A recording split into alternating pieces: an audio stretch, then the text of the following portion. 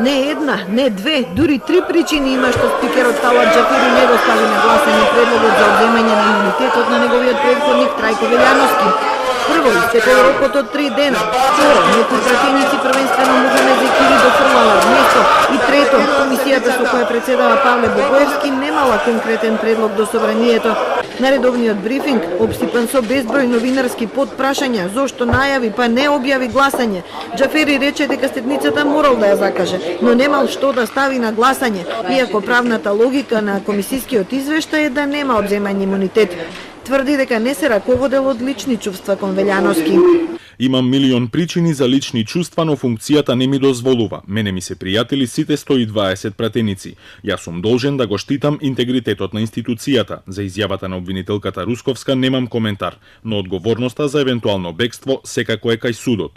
Обвинителката Вилма Русковска за Телма изјави дека доколку осомничениот избега од правдата, виновни ќе бидат пратениците.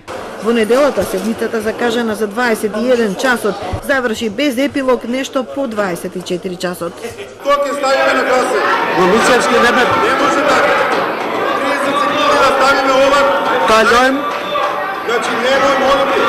во Мицевски. Дайте ми молби да го прочитам ова со превод. Што ќе ставиме на гласање? Мицевски остави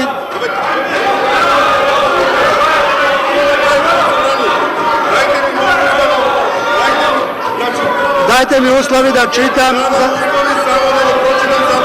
Вчера Џафери го известил судот дека собранието не му го одзело имунитетот ниту на Велјановски, ниту претходно на Лјупчо Димовски. За екс-министерот Димовски, собранието почна да расправа пред 23 дена, но до гласање никогаш не стигна, иако комисијата имаше конкретен предлог за прифаќање на судското барање. За овој случај Џафери има поинакво објаснување.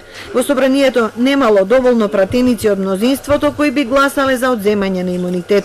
На тој начин, пратениците два пати не можеа да гласаат за или против одземање имунитет на двајца нивни колеги.